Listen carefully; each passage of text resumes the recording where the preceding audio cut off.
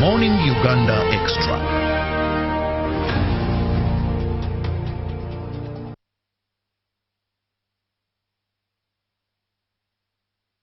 Welcome to the Extra. I'm Robert Chirabo Nyonyintono. What a lovely, exciting moment in here. Most so when my producer Ruben is in the building, there's always so much laughter and joy. But it is the Extra, an extension of Good Morning Uganda. And this morning we are going to be discussing something very important. I know many of you may have seen at least adverts of it running on various media platforms and also on UBC TV as well. But you want to go in depth and understand what it is. Now with me I have a guest from NITA-U or NITA Uganda, and she is the Director E-Government Services. Join me welcome my guest this morning, Juliana Reju. You're most welcome. Thank you, Robert. Thank you for having me this morning. And it's a pleasure having you this morning. But first, Juliana, when we talk about NITA Uganda, many people have to call it NITA-U. What is NITA-U? And you know, we try to emphasize that please make it NITA-U, because National Information Technology Authority, there is a National Technology Authority in Ghana.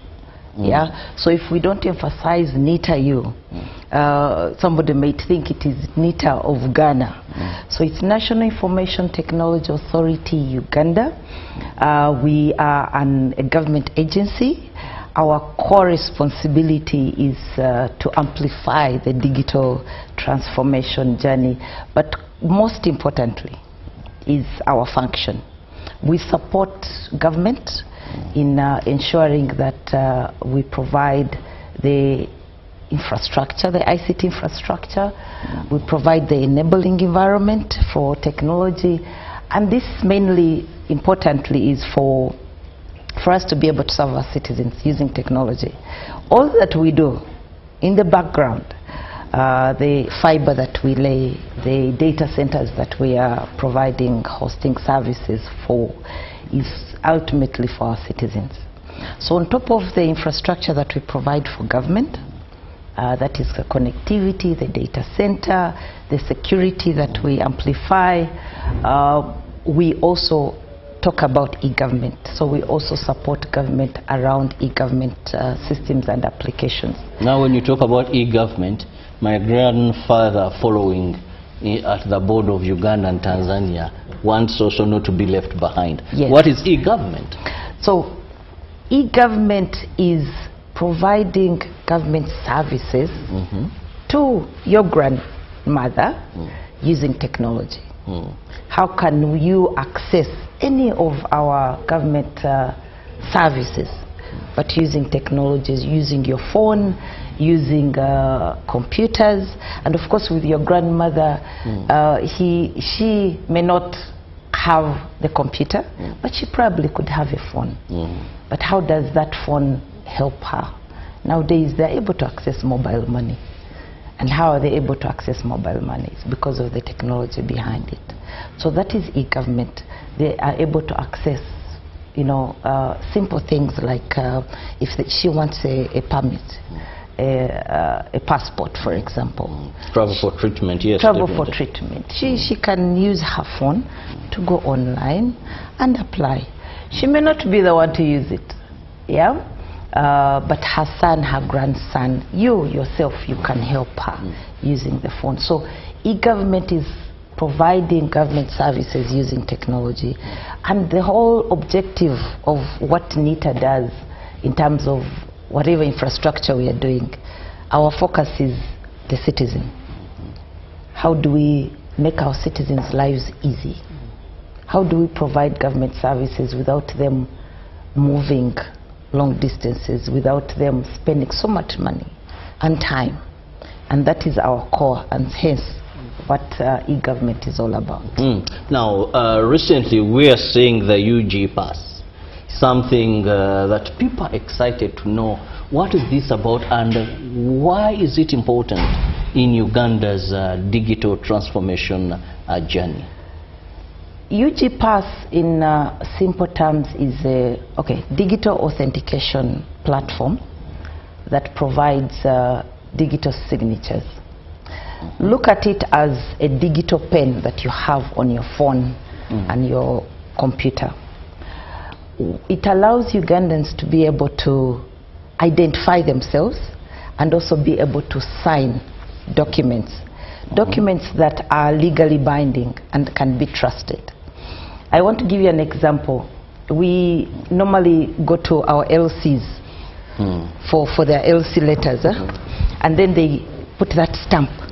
There's that important stamp that is the only one who carries it, and that stamp is trusted. Yes. What we are saying is that UG Pass is your trusted digital signature. We go to banks, we move distances because the bank has said, no, you have to come physically here and sign for you to access any loan. If you want to sign any agreements, you have to move long distances, depending on where you are. If you're in Ngulu and they tell you, this contract has been approved, please come and sign.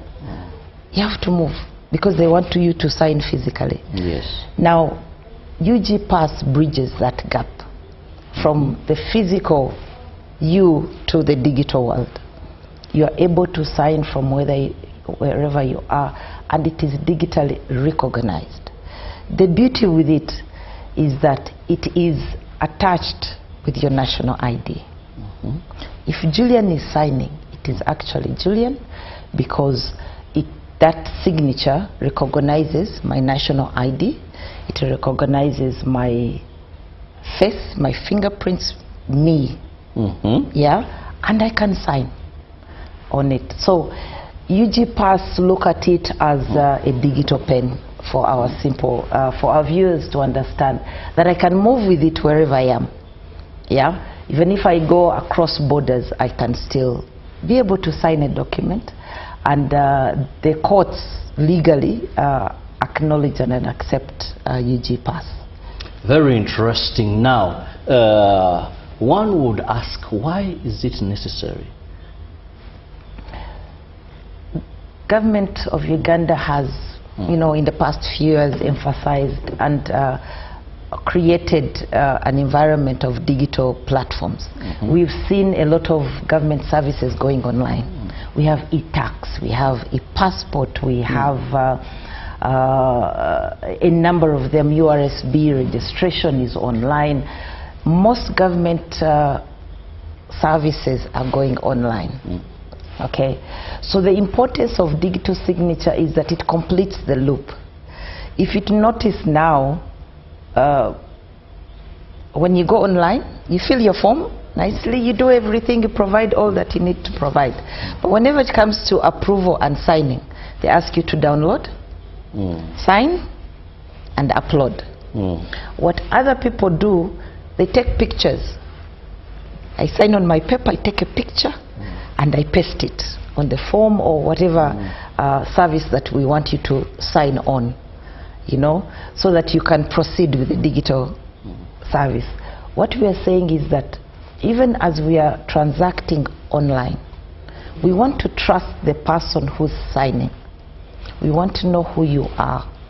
And the digital journey that we are going and the digital transformation agenda that our government is putting across is that everything is online. We're doing a lot of online transactions, and we have created this good enabling environment where now people are going global.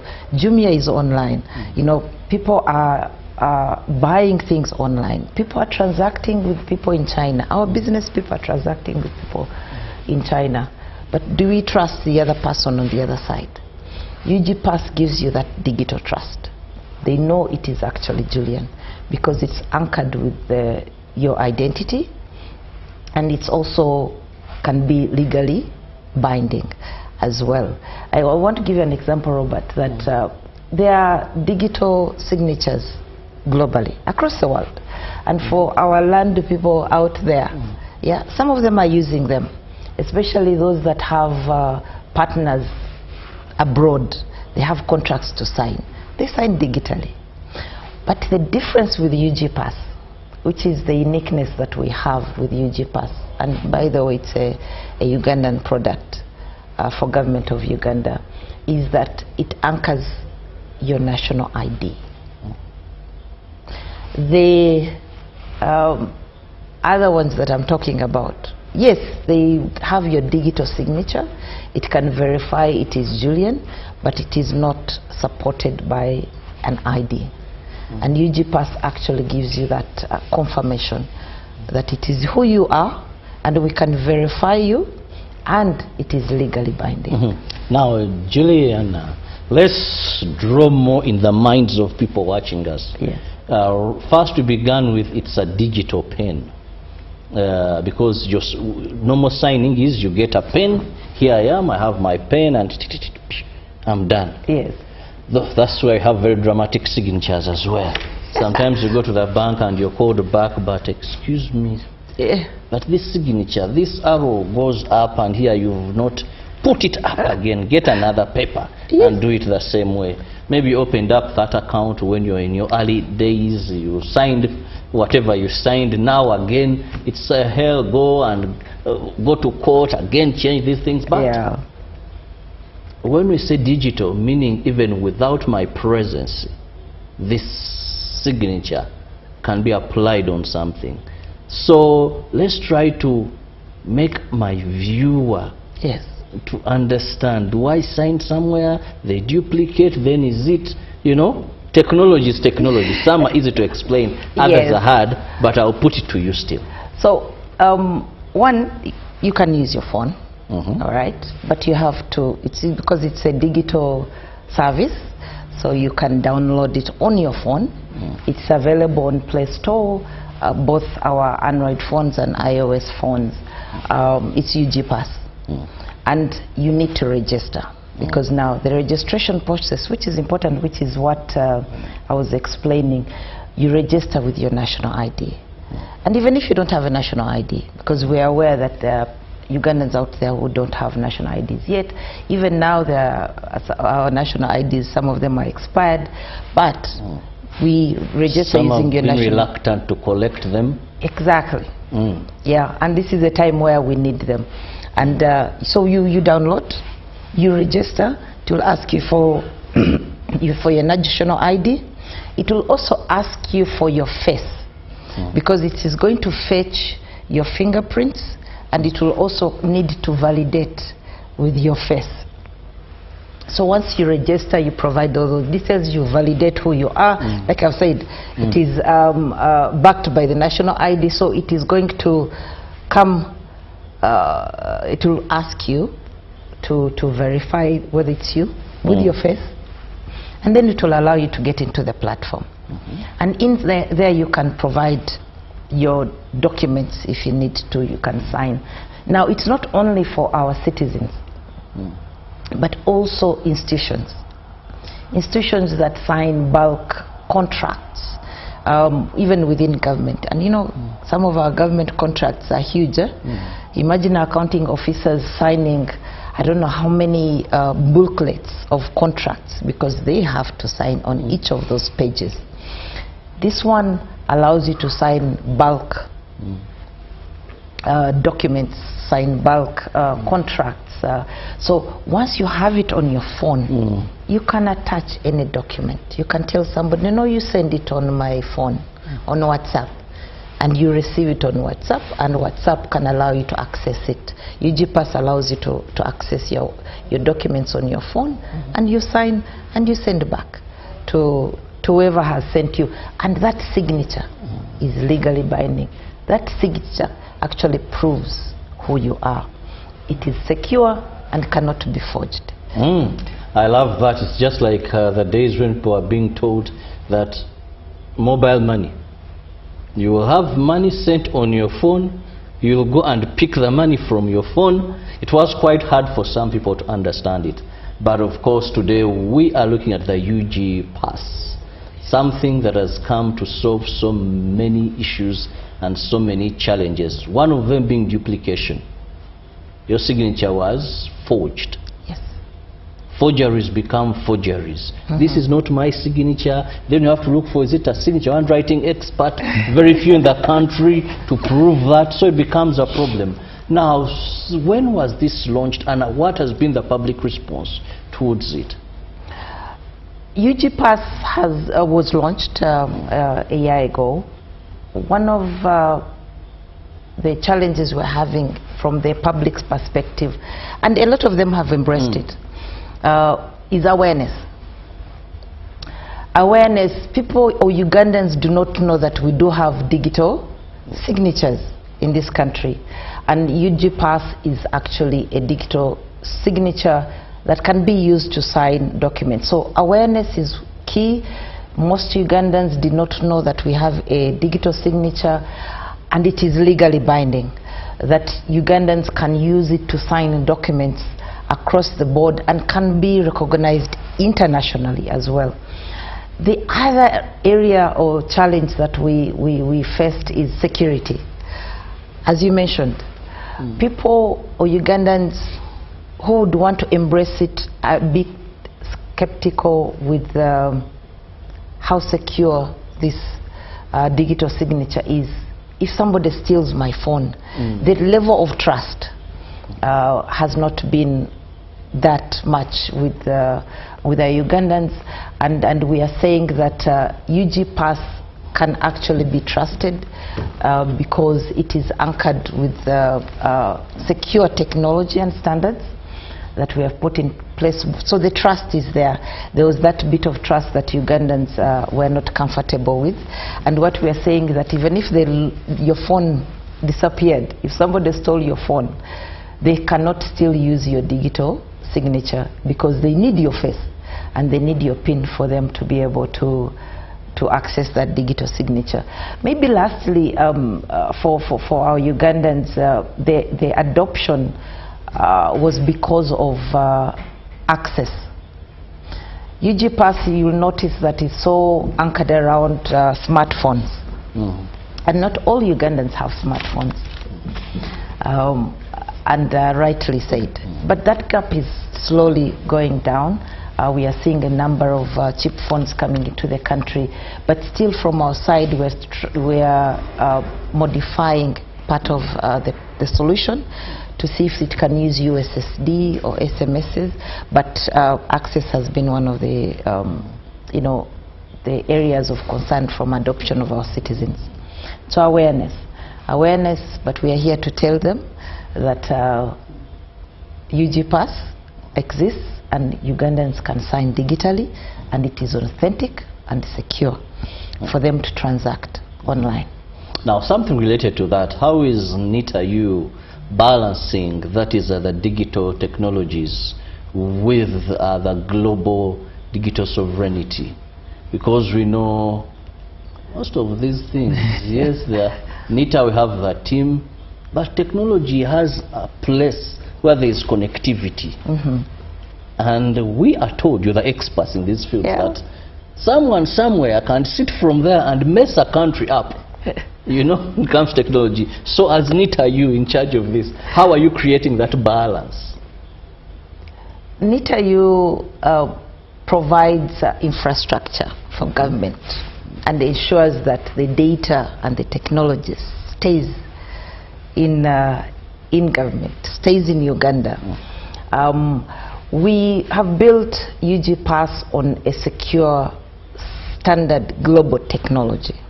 That one, technology that international banks use, for transacting, and purposely because we need UG Pass to be recognized internationally as well. However, this technology is locally in the country. All the data, your identification, your signatures are in the country. Our servers are in the country. We have the national data center in the country, residing in the country, where all government applications and systems are hosted, and all the data is hosted here, not in the cloud. We call it the government cloud, but government cloud is basically saying that we are using the government just here in the country. It sits here, but you can access it from anywhere you are in terms of where the entities are residing. So UG Pass uses our national ID and our data in the country, different from what our colleagues who are using the global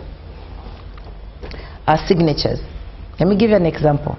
Like I'd mentioned, we have one of our common digital signatures that most people use. It's called DocuSign. DocuSign, when you want to use it, you have to get your document, upload it on international cloud, then you sign from there, because they are storing your digital signature. And then, you know, you can sign and then they allow you to. With UGPass, everything stays in country. Your digital signature stays in country. The data that you're providing to sign that document stays in country. And what I want to emphasize, Robert, is that the servers of the institutions or their systems are residing within, for example, the private sector, the banks. They are in the country. The digital signature is within. It is not going anywhere in the cloud. So that's the data sovereignty we are talking about. That digital sovereignty we're talking about. Everything is resided in the country. We are using the global standards. The security, the infrastructure is global. But it is localized, the data is localized, and the hosting is localized. Okay, now I go to matters of the law. Yes. How is our legal framework supporting digital signatures and digital trust? The years NITA has been around. One of the anchor great pillars that we put in place was the enabling environment. We have a very strong enabling environment as far as digital transformation is concerned. You've heard of the computer misuse. You've heard of Electronic Transactions Act. We have the Electronic Signatures Act that was put in place in 2011 that provides that strong legal backing for our digital signatures. So the law is in place. It allows you, and it is recognized globally. The banks, the courts recognize that digital signature. And I want to just bring in this spanner, Robert. The photo signature doesn't provide a very strong legal backing. It is a weak evidence. But the digital signature provides a very strong legal backing because it can be authentic and it can be verified. All right? So our citizens out there that have been using the photo signature on their document, you can be queried in court. But with the UGPass, it can be validated. It can tell you when you signed. It can tell you where you signed from, who signed it, yeah, and it can be validated. So it's a trusted digital service, a trusted digital signature, and backed by the law. So the law is in place. You can use it, and globally as well. It's not only for Uganda. It is trusted globally as well. So we have the legal backing on it.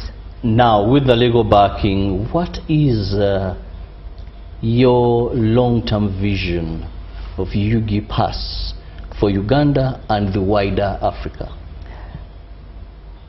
For our citizens in Uganda, as long as you have your national ID, which we're encouraging all Ugandans to have, those that have not picked their national IDs, please go and pick your national IDs because they were renewed.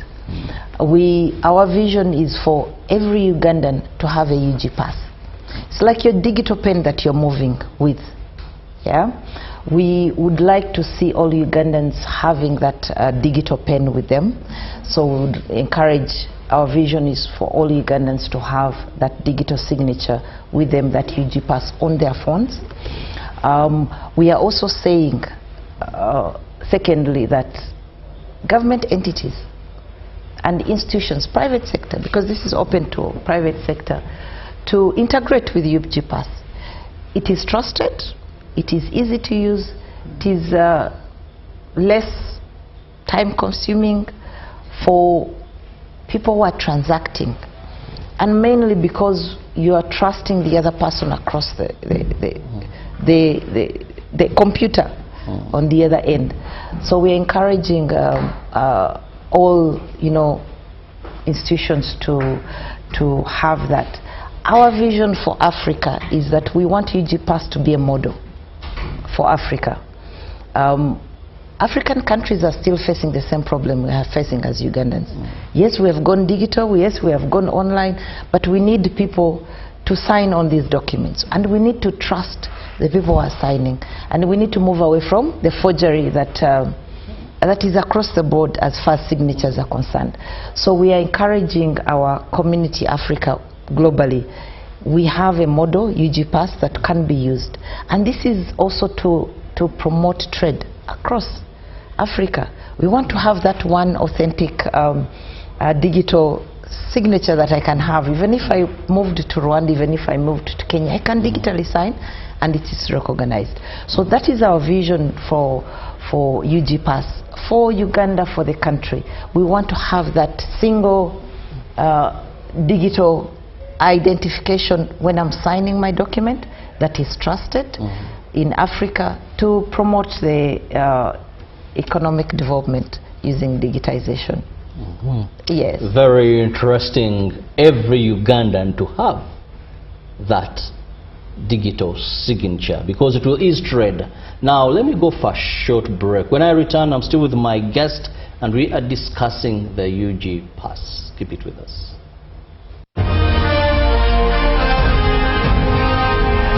Live from UBC Studios in Kampala. This is Good Morning Uganda Extra. Exercise can't be sustained. Eating can't be stopped. It's even harder to lose weight. Come and give it a try. Genshikang L-carnitine chromium capsules. Plant extract, scientific ratio, take 3 capsules each time. The active ingredient accelerates fat burning,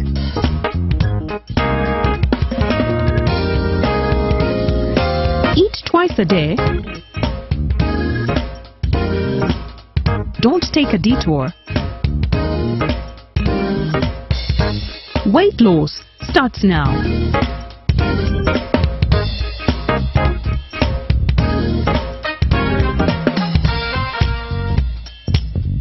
Genshikang L-carnitine with chromium capsules helps you stay in shape. Please follow medical advice when taking this product.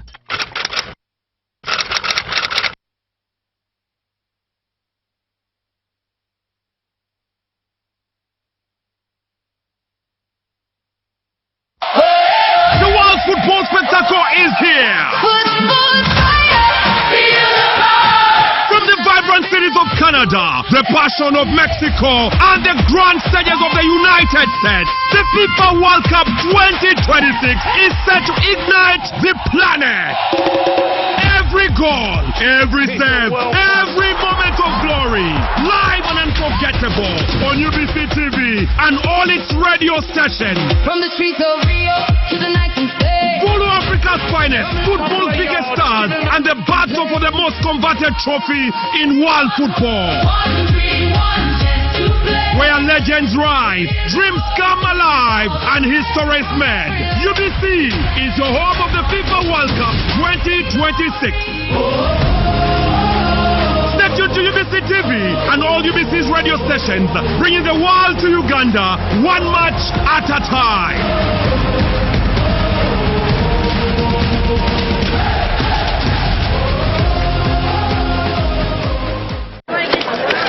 Juko. Yo. Check the shopping, man. What's your secret? Haven't you heard of the Parish Development Model PDM? Yes, I did, but I thought it was just a talk. No, it is real. I and a few friends together formed a circle, accessed money from the PDM, invested in a poultry project, and now things are moving. Juko.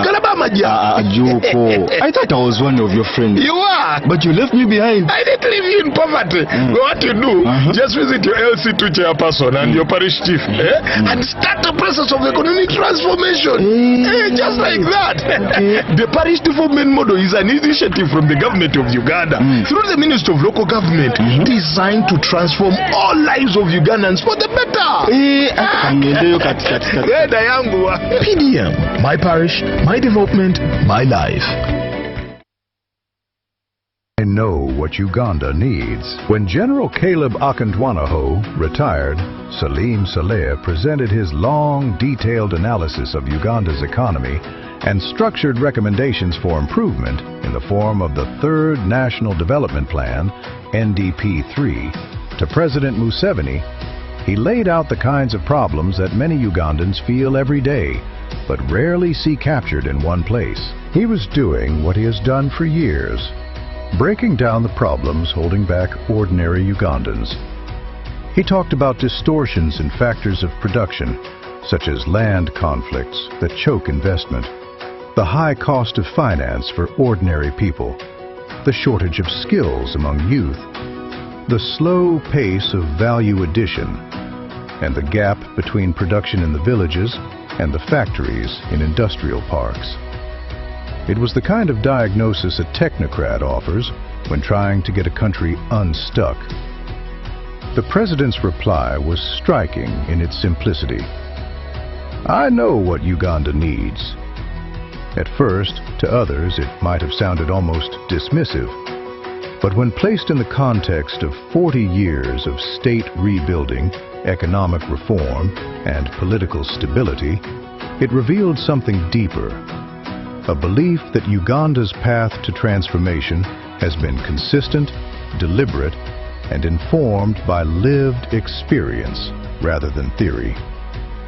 His confidence is not based on guesswork. It's based on the journey already traveled. He always stresses that any serious revolutionary discussion about the economy of Uganda, or indeed much of Africa, should include the following questions. 1. What was the economy of Uganda like in 1900, at the dawn of colonialism? 2. What was the economy of Uganda like in 1962, at the sunset of colonialism? 3. How and what was the magnitude of the collapse of the Ugandan economy between 1971 and 1986? Idi Amin, Obote II, Okello. 4. What, therefore, was the economy of Uganda like in 1986? 5. What is the Ugandan economy like today, and why?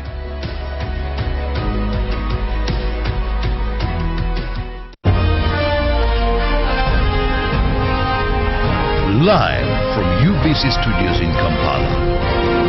This is Good Morning Uganda Extra.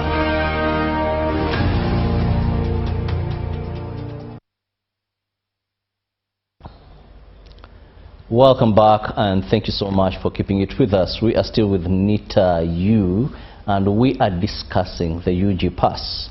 For you to understand it, use it as well. Now the question to my guest is, all these require access to internet. When you talk about our country, Uganda, yes, we've made strides, but still there's so much to be done. It's just a drop in the ocean. There are many places you go to where internet is unstable, the fiber is not yet there. So as Nita Yu, what have you done so far to create that conducive environment for all Ugandans to be able to enjoy such services? NITA's core, function is actually to build the infrastructure for government, and we have rolled out what we call the national backbone infrastructure across government, across the country, in all parts of the country. We are not yet there. We definitely still have areas that we have not covered, but we have done almost more than 4,000 kilometers across the board. Of course, a lot of focus has been on government institutions, because that is where we are required to provide that internet. So we have rolled out to about... that, I remember we had government district headquarters or something. Yes. Where people were enjoying. I don't know if it's still there. You Yes. just go closer to, and you have your smartphone, and you have free Wi-Fi. The free Wi-Fi. The free Wi-Fi is still there.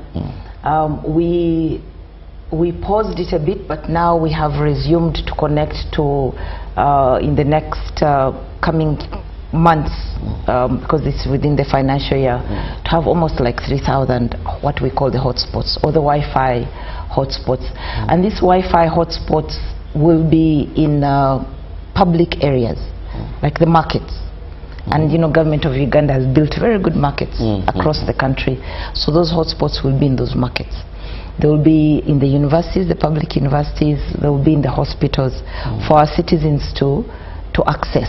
People are bound to fall sick when not. Yes, so that they can stay there and access. So yes, access is a big problem, but we have moved great strides across the country. Yeah, we have built that NBI on the public, on the government institutions. Around 63 districts are all connected to the fiber, and we want to add more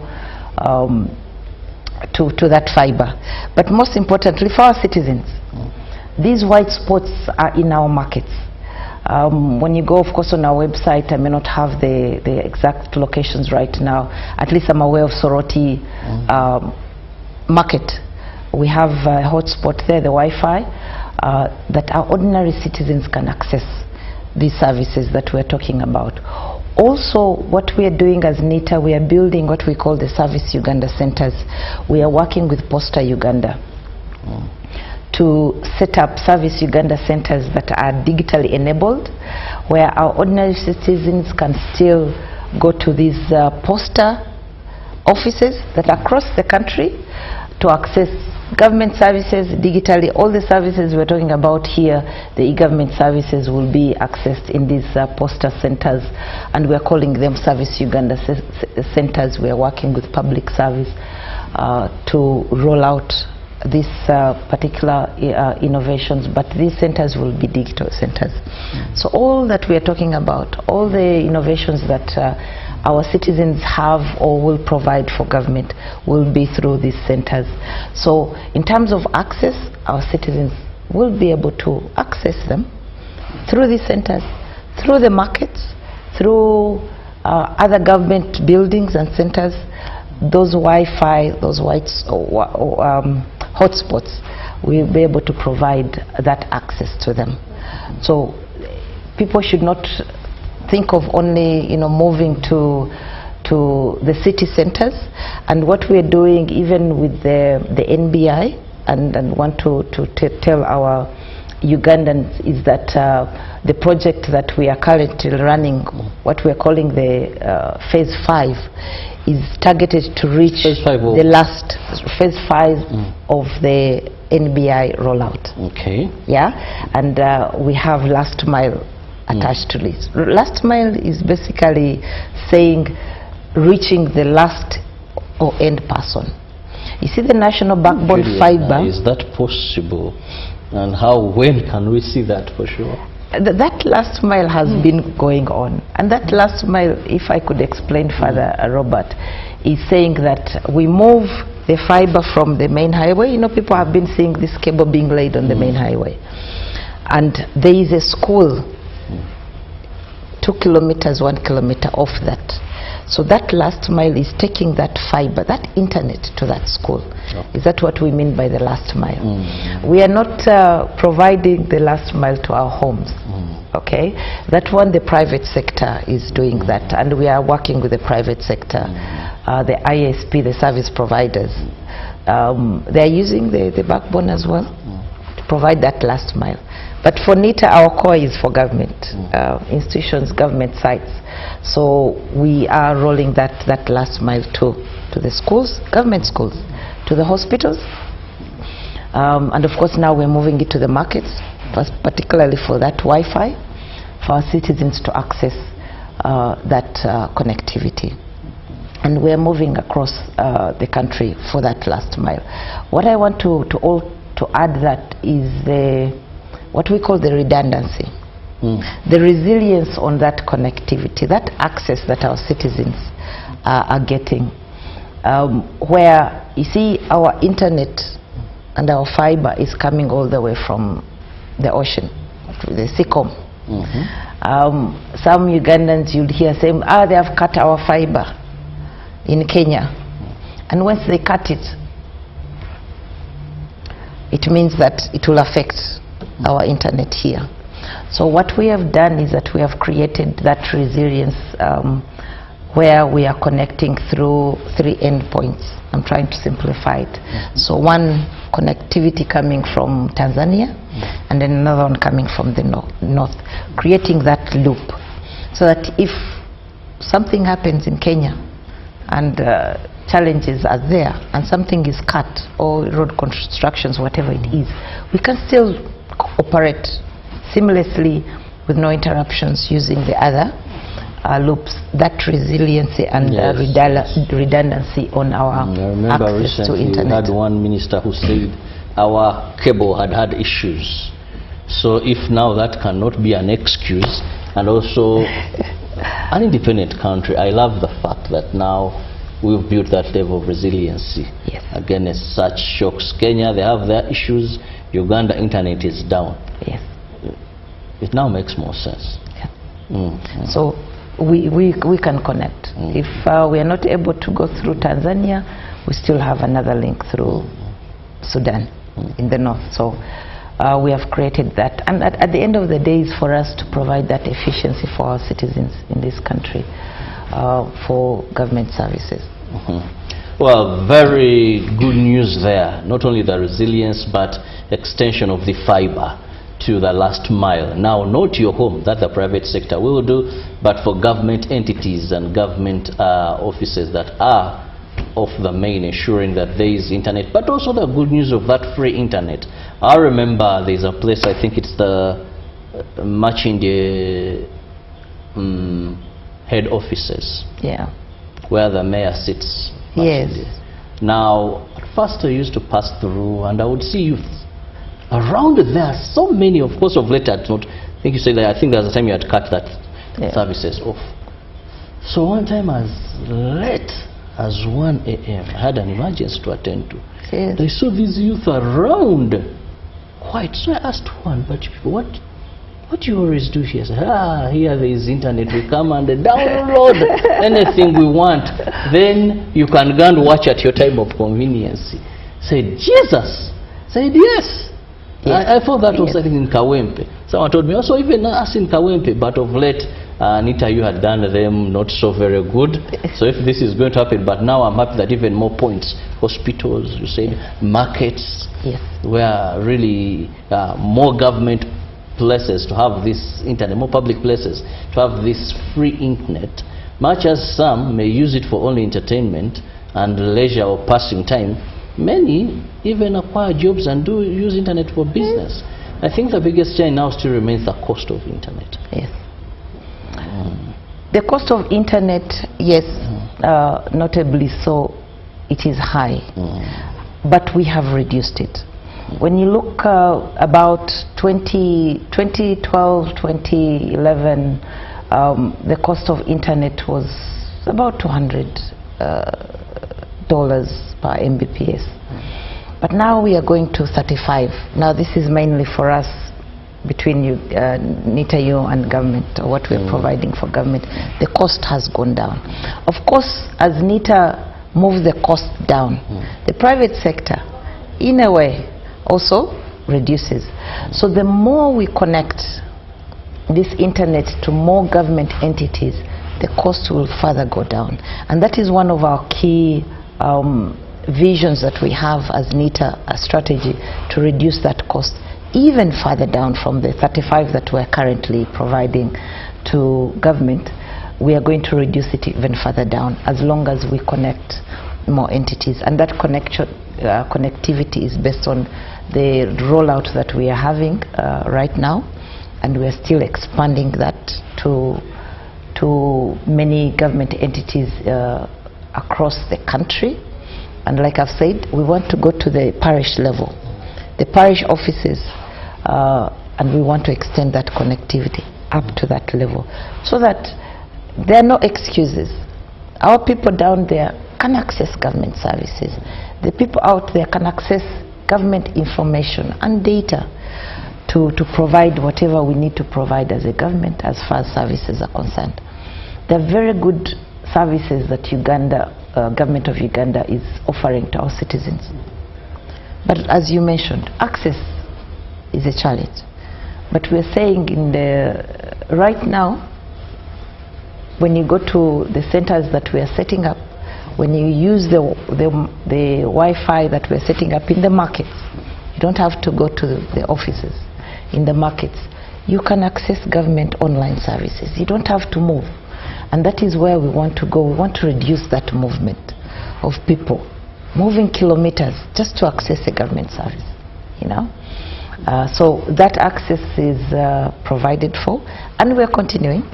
We haven't reached very far, to all places, but that is our vision. We tend to reach to the lowest point in this country. Now, Juliana, as we come to the end of this, let me just give you a minute or two for your parting shot in regards to the UG Pass. Many a times when we talk about digital services, our ordinary people ask, what is it in for me? How can I access? And sometimes we make it complicated. We make our ordinary citizens start fearing some of these services. What I want to say to our Ugandans is that this service is available, and it's very simple. We have many Ugandans in Chikubo that are transacting online with their business partners in China. Many of our business people go to Turkey. Our person down there, what we are saying is that you can use UG Pass to digitally sign your documents without you moving from your office, from your small shop. You just use your phone and you can be able to sign a document. You can able to access government systems, applications using that digital UG Pass service without you moving. It is trusted, it is secure, and it will reduce a lot of time wasted for people to move just to sign documents in the banks.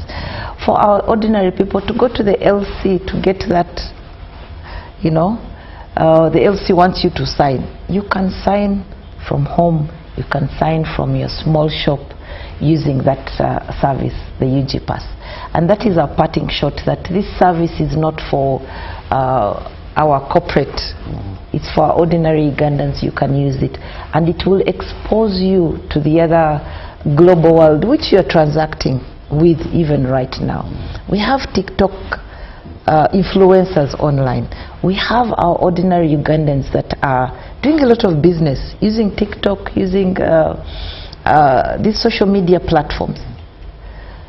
But for our international people to trust you, you can use UG Pass, and it will be trusted, and it is very secure. That's what I want to inform our Ugandans out there. Well, thank you so much. My guest this morning, Juliana Reju, who is the Director E-Government Services at NITA Uganda. For your time, we've been looking at the UG Pass, something that you must have as a Ugandan. Very easy, she explained how you can get onto this, but importantly, get your national ID, because it's a requirement for you to have. Many are there. Please go pick if you receive that message. Get on the app, and then you're good to go. Have the best of your day. May God, good Lord bless you. See you tomorrow, God willing. Good morning. Live from UBC Studios in Kampala, this is Good Morning Uganda Extra. Are you looking for a home away from home? Then this is the place for you. My name is Chini Kaji, and welcome to Hotel Le Confidential. With 84 comfortable rooms where you can relax and feel safe.